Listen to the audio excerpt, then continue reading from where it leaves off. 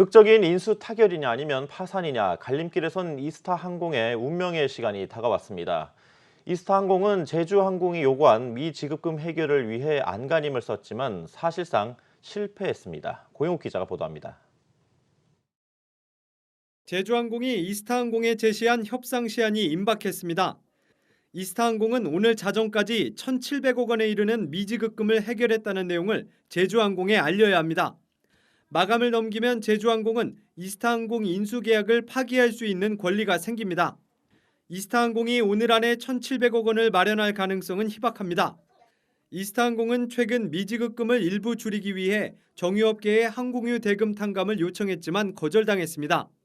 또 이스타항공 노조를 중심으로 250억 원에 이르는 체불임금을 포기할 수 있다는 움직임도 있었지만 이 또한 확실치 않습니다.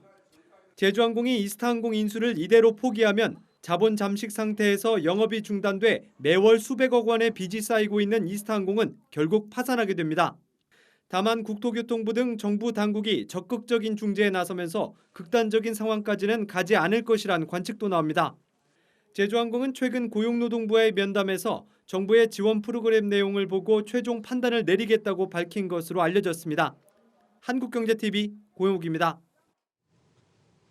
이와 달리 대한항공은 1조 원 규모의 유상증자가 막바지에 이르면서 시장에 관심이 높습니다. 코로나19로 여전히 고전을 면치 못하고 있지만 당장 유동성 확보로 한숨 돌리게 되면서 주가 반등의 청신호가 켜졌습니다. 박혜린 기자가 보도합니다. 1조 원 규모의 유상증자에 나선 대한항공에 시장에 관심이 쏠리고 있습니다.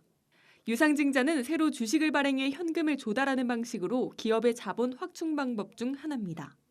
대한항공이 이번 증자를 목표로 한 자금은 약 1조 1,300억 원, 현재 유통 주식의 82.7% 수준입니다.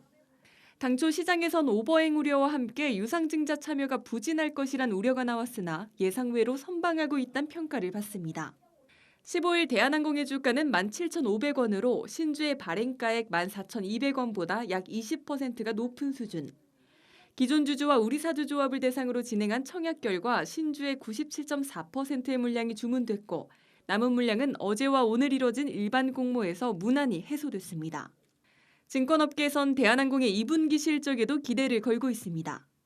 항공 화물의 수요가 급증하며 여객 수요 부진을 상쇄했기 때문입니다. 이제 5월 달까지 이제 항공 화물 운임이 급증세를 보였어요. 대한항공이 지금 화물 쪽에서의 어떤 운임 급증에 주는 수혜를 봤다라고 뿐만 아니라 전 세계 항공사들이 모두 유동성 위기에 휘말려 있고 당장 지금 아시아나항공, 이스타항공도 지금 파산 직전까지 가 있는 상황이라서 유상증자를 지금 단행한 그 항공사들에 대해서는 긍정적으로 봐야 되지 않나 생각합니다.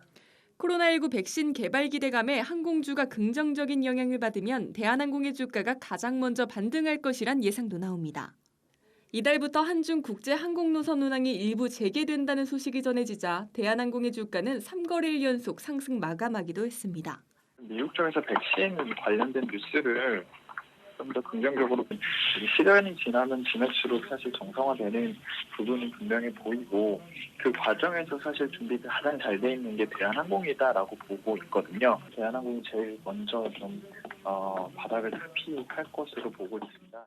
항공산업에 대한 불안감이 완전히 사라지진 않았지만 유동성 확보에 청신호가 들어온 대한항공은 차별화된 행보를 보여주고 있습니다.